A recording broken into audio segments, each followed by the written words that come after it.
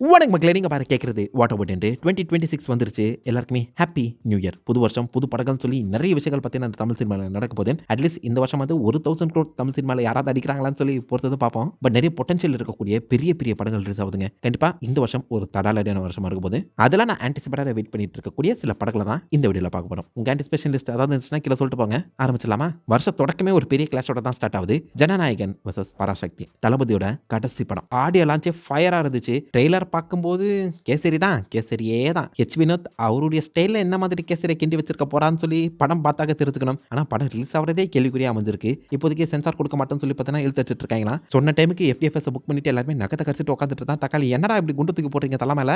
பெரிய சேஞ்சஸ் இல்லாம படம் வந்தா பெட்டா இருக்குங்க. மிக பெரிய எதிர்பார்ப்பு, சொல்றதை விட பெரிய எதிர்பார்ப்பு இந்த படத்துக்கு இருக்கு. கடைசி படம் அண்ட் விஜயோட அந்த பொலிட்டிக்கல் சைடையுமே பார்த்தீங்கன்னா நிறைய இடங்களில் ட்ரெயிலர்ல வந்து டீஸ் பண்ணிட்டு போயிருக்காங்க. கேசரியா இருந்தாலும் ஹெச் வினோத்தோட அந்த கேசரி விஜயோட ஸ்டேட் டாப்பிங்ல என்ன மாதிரி அமைய போதுக்கிறத படம் பார்த்து தெரிஞ்சுப்போம். It's going to be celebration. கண்டிப்பா படத்தோட எண்ட்ல இந்த பக்கம் நம்ம தளபதிக்கு ஒரு குட்டி டிபிட் வர கொடுக்க போறாங்களா. தளபதி கடைசி படம் சொல்லும்போது கஷ்டமா தாங்க இருக்கு.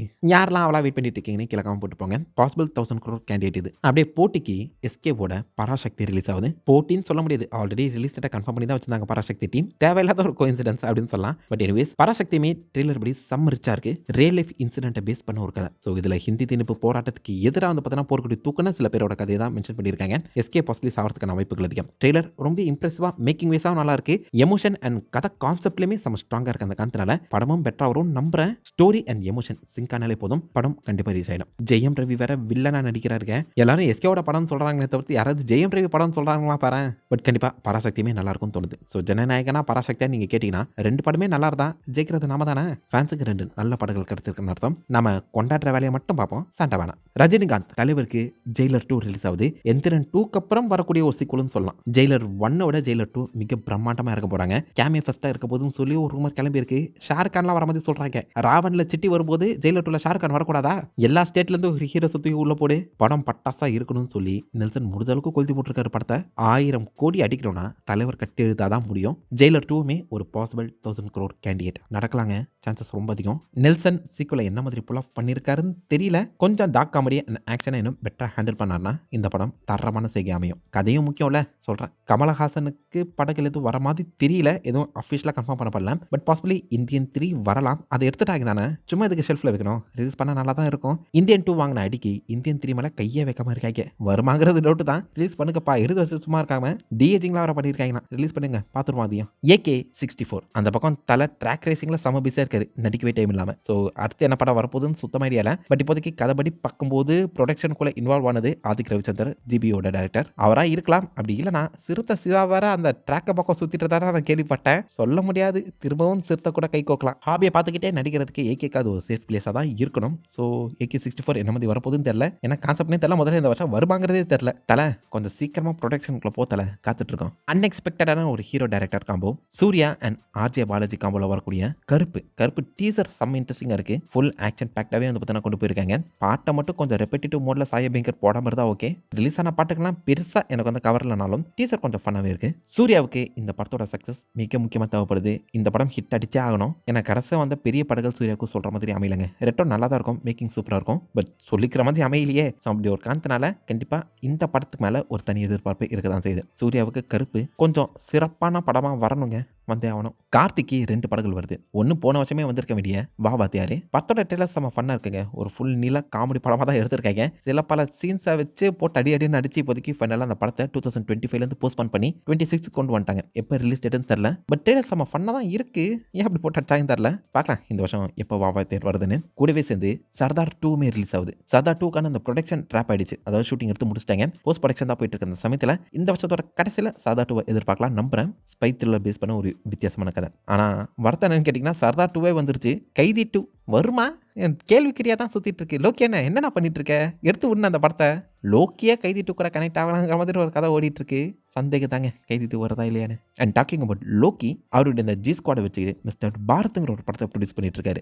LCUக்கெல்லாம் வரலங்க, இது ஒரு செப்பரேட் கதை தான். ஒரு ராம்காம், இந்த ஃபைனலி பாரத்தை பேஸ் பண்ணி ஒரு குட்டி டீம் வச்சு எடுக்கக்கூடிய முழு நில ராம்காம் மூவியாக தான் மிஸ்டர் பாரத் வந்து ப்ரெசென்ட் பண்ண போறாங்க. நான் ஃபர்ஸ்ட் OTT படம் தான் நினைச்சேன், இல்லை அது தேட்டர் ரிலீஸ் பண்ண போறாங்களா. ஃபைனலி பாரத் யூடியூப்ல பக்காவா ஒர்க் அவுட் ஆனாரு. பட் தேட்டரில் எப்படி இருக்க போறாருன்னு சொல்லி பார்த்தா தான் தெரியும். லோக்கியை ஹீரோவா வச்சு அருண் மாதேஸ்வரன் டைரக்ட் பண்ணியிருக்கேன். டிசிங்கிற ஒரு படம் ரிலீஸ் ஆக போகுது. லோக்கி ஒரு டிசி ஃபேனுங்கிறத மணிக்கு ஒரு தடவை ப்ரூவ் பண்ணிட்டு இருக்கேனே நீ. உடம்பு முழுக்க தக்காளி சாத்தியம் தடவி விட்டு இந்த பக்கம் மாசா நடந்து வந்துட்டு இருக்காரு நம்ம லோக்கி. கையில கத்தியோட முழுநில gangster movie, one night action மூவின்னு சொல்றாங்க. எப்படி ஒர்க் அவுட் ஆக போகுதுன்னு தெரியல. லோக்கி ஆக்ஷன் படங்கள் டைரக்ட் பண்ணி தான் பார்த்துருக்கோம். ஆக்ஷனை இன்வால்வ் ஆகி அவன் நடிப்பாரா படம் பார்த்து தெரிஞ்சுப்போம். பட் ஒரு விசரல் ரா ஆர் ரேட்டட் மூவியா இது இருக்கிறதுக்கான சான்சஸ் அதிகங்க. தனுஷுக்கு இயர் எண்ட்ல D54 போர்த்தொழில் டைரக்டர் கீழே வரப்போகுது. பெருசா இதை பத்தின எந்த ஒரு டாக்ஸும் வெளியில லீக் ஆகல. பட் மோர் லைக்லி ஒரு கிரைம் த்ரில்லரா இருந்தா இன்னும் பெட்டரா இருக்கும். தனுஷ்க்கு ஒரு ஜானர் ஷிஃப்ட்ங்கிறது தேவைப்படுதுங்க. பார்க்கலாம் D54 என்ன மாதிரி அமைய போகுதுன்னு. அதே மாதிரி ஒரு பயோபிக்லயுமே இன்வால்வ் ஆகியிருக்காரு கலாம். எஸ், அப்துல் கலாமோட பயோபிக்ல தனுஷ் தான் கலாமா நடிக்க போறாருங்க. அன்எக்ஸ்பெக்டடான ஒரு அனௌன்ஸ்மெண்ட் இது. பட் கண்டிப்பா அப்துல் கலாமுக்கு ஒரு பயோபிக் வந்தே ஆகணும். The missile man of India சும்மாவா?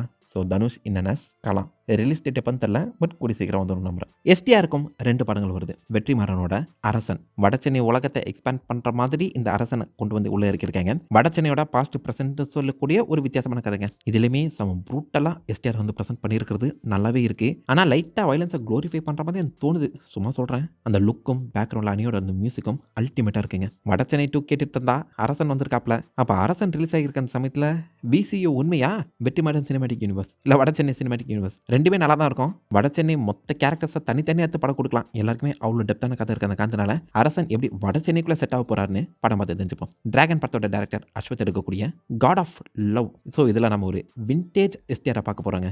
வல்லவன் அந்த STR ஒரு ஃபேண்டசி லவ் ஸ்டோரிங்கிற மாதிரி சொல்லியிருக்காங்க. டைம் டிராவல் இன்வால்வ் ஆகி இருக்குமாங்கிறது டவுட் தான். பட் மேஜிக்கல் எலிமெண்ட்ஸ் நிறைஞ்ச ஒரு வித்தியாசமான லவ் ஸ்டோரியில இப்போதைக்கு வல்லவன் STR கொண்டு வந்து இறக்க போறாங்களாம். அந்த லுக்கை பார்க்க நான் ரொம்ப அவளா காத்துட்டு இருக்கேன். இந்த படத்துக்கு என்ன டைட்டில்னு தெரியல. காட் ஆஃப் லவ்ங்கிறது ஒரு ஒர்க்கிங் டைட்டில் தான் கொடுக்கப்பட்டிருக்கேன். டைட்டில் மாற்றப்படலாம், இல்லை அதுவாகவும் இருக்கலாம். STR fans are eating good. இந்த வருஷம் 2 நல்ல படங்கள் வருது. பிரதீப் ரங்கநாதனோட LIK அதெல்லாம் போன வருஷமே இந்த படம் வந்திருக்க வேண்டியதுங்க. டிலே ஆயிடுச்சு. ஸோ இந்த வருஷம் LIK கொண்டு வந்து இறக்கியிருக்காங்க. ஒரு ஃபியூச்சரிஸ்டிக் ராம்காம். ஸோ நம்ம டைம்லைனில் இருந்து ஒரு 10-20 வருஷத்துக்கு அப்புறம் இந்த தமிழ்நாடு என்ன மாதிரி மாறி இருக்குன்னு சொல்லி அதை பேஸ் பண்ணி இந்த ராம்காம் கொண்டு வந்திருக்காங்க. அந்த லுக் நல்லா இருக்கு. அண்ட் ஆல்சோ நம்ம அண்ணியோட பழைய ஆக்கோ பாட்டு ஞாபகம் இருக்கா?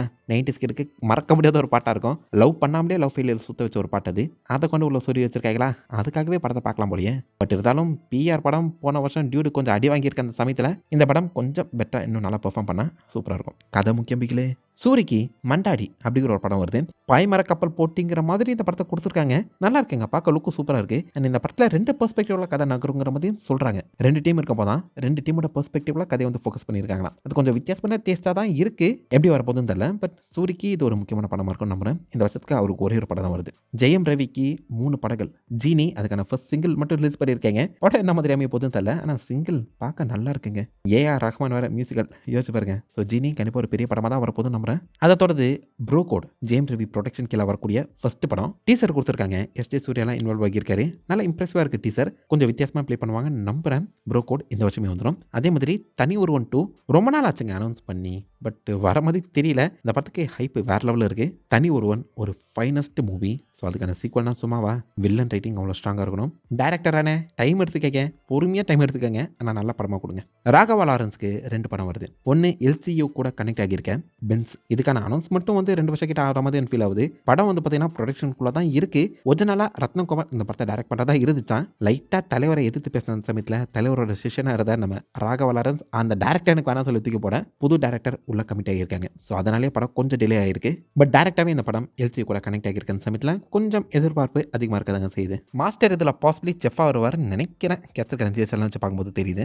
LCU கனெக்ஷன் பாஸ்டா ப்ரெசென்ட்டாக ஃபியூச்சரான்னு சொல்லி படமாக தாங்க தெரிஞ்சுக்கணும். அதே மாதிரி புல்லட் ஒரு வித்தியாசமான த்ரில்லர். இது டைரி படத்தோட டேரக்டர் தான் அதை டைரக்ட் பண்ணியிருக்காரு. டைரி ஒரு இன்ட்ரெஸ்டிங்கான ஹாரர் மூவி. ஸோ இதுலையுமே சின்னதாக ஒரு ஹாரர் வைப்பும் இருக்குது. அண்ட் ஆல்சோ ஒரு டைம் ட்ராவல் எலிமெண்ட்டுமே பார்த்தீங்கன்னா டச் பண்ணியிருக்காங்க. ஒரு வித்தியாசமான சயின்டிஃபிக் ஹாரருங்கிற மாதிரி அதை வந்து போர்ட்ரேட் பண்ணியிருக்காங்க. நல்லா இருக்கு. டீசர் ரொம்ப இம்ப்ரெசிவாக இருக்கு. ஸோ இந்த வருஷம் காஞ்சனாக்கு பதிலாக புல்லட்னு நினைக்கிறேன். ஆமாம், காஞ்சனா எடுத்துட்டு இருந்தாங்களே அது வருமா தெரியலங்க.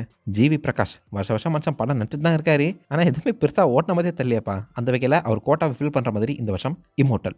ஆரம்பத்தில் இந்த டேல பார்க்கும்போது சின்னதாக வழக்கமான ஒரு GV பிரகாஷ் படமாக தான் ஃபீல் ஆச்சு. ஆனால் போக போக வித்தியாசமாக இந்த மாஸ்டர்லாம் இறக்கி பயங்கரமான சம்பவம் செஞ்சுருக்காங்க. ஒரு வேம்பயர் மூவியாக இருக்கிறதுக்கான வாய்ப்புகள் அதிகம். இல்லை ஒரு மாஸ்டர் ஹண்டர் ஸ்டைலில் வந்து பார்த்தீங்கன்னா படத்தை கொடுக்க பார்க்குறாங்க போல. ட்ரெயிலரில் எதிர்பாராத ஒரு ட்விஸ்ட் அமைச்சிருக்க அந்த சமயத்தில் கண்டிப்பாக அந்த படம் பார்க்கணுங்கிற எண்ணம் தூண்டியிருக்க தான் தான் செய்யுது. படமும் நல்லா வரும் நம்புறேன். பார்க்கலாம். ஜிவி பிரகாஷுக்கு கண்டிப்பா ஒரு பிரேக் தேவை. மனுஷன் நல்லா பாட்டு போடுறாரு. ஆனா படங்கள் டவுட் தாங்க. ஹாப்பி ராஜ் அல்ல நம்ம அப்பாஸ் கம்பேக் கொடுக்க போறாரு. அப்பாஸுக்காகவே இந்த படம் பார்க்கணும்னு நினைக்கிறேன். ஹாப்பி ராஜ். விஷாலுக்கு மகுடம் படம் வருது. இல்ல விஷாலே இறங்கி ஸ்கிரீன் பிளே பண்ணியிருக்கதா நான் கேள்விப்பட்டேன். துப்பறிவாளன் 2 அது என்ன டவுட்டா?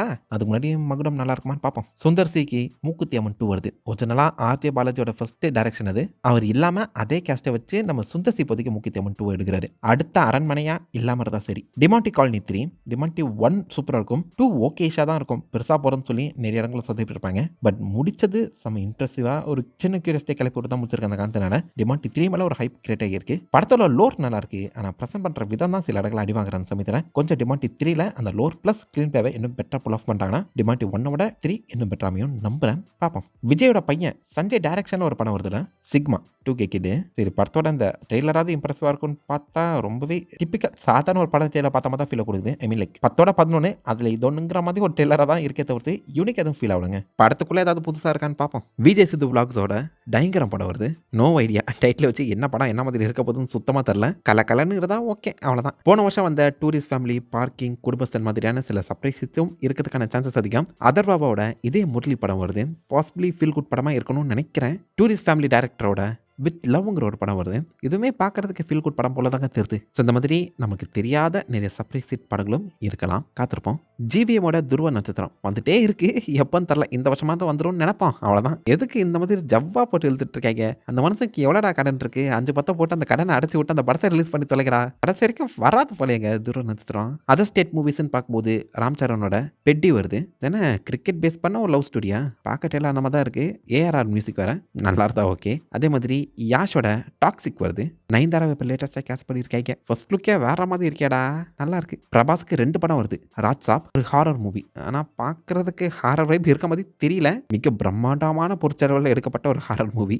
நல்லா இருந்தா ஓகே. அதே மாதிரி ஸ்பிரிட் வருது. அனிமல் மூவி டைரக்டரோட ஸ்பிரிட். தீபிகா படுகோனே தான் ஃபர்ஸ்ட் கேஸ் பண்ணுறதா இருந்திருக்கு. அதுக்கப்புறம் அவங்களுக்கு ஏதோ ஒரு பிரச்சனையாகி விலகியிருக்காங்க. அதனாலேயே அந்த படத்துலேருந்து விலகின அந்த காரணத்தினால கல்கிலேருந்து தூக்கப்பட்டிருக்காங்களாம். அப்படி பார்த்தா அந்த படத்தில் ஏதோ சம்பவம் காத்துட்டு இருக்கு. என்ன மாதிரி சம்பவம் தான் தெரியல. நானியோட பாரடைஸ் ஆக்ஷன் பேக்டான R-rated மூவி. ஹிட் 3யோட ஆக்ஷனுக்கு அப்புறம் ஒரு பயங்கரமான சம்பவம் காத்துட்டு இருக்குன்னு நினைக்கிறேங்க. ஸோ ஓவராலாவே இந்த வருஷம் தமிழ் சினிமாவும் சரி அதர் ஸ்டேட் மூவிஸும் சொல்லி நிறைய இன்ட்ரெஸ்டிங்கான படங்கள் வரதாங்க போகுது. ஆனால் தமிழ் சினிமா ஃபோக்கஸ் பண்ணும்போது பெரிய ஹீரோஸ்க்கே நிறைய படங்கள் வருது. போன வருஷம் பெரிய ஹீரோஸோட படங்கள் நம்மளை பெருசாக இம்ப்ரெஸ் பண்ணல. இந்த வருஷம் அப்படி இருக்காதுன்னு நினைக்கிறேன். It's going to be a change over. 2026 நம்ம தமிழ் சினிமாவுக்கு எப்படி இருக்க போகுதுங்கிறத பொறுத்து வந்து பார்ப்போம். இத்தனை படங்கள் லிஸ்ட்டில் நீங்கள் எதுக்காக ரொம்ப ஆவலாக காத்துட்டு இருக்கீங்க? உங்களுடைய மோஸ்ட் ஆன்டிசிபேட்டட் மூவி ஆஃப் 2026 என்னங்கிறத மறக்க வைக்கல காம் பண்ணிட்டு அந்த லைக் பண்ணி தட்டி விடுங்க. நான் உங்களை நல்ல ஒரு ஆசமான விட எல்லாமே பண்ணுறேன். Have fun guys. வாட்டா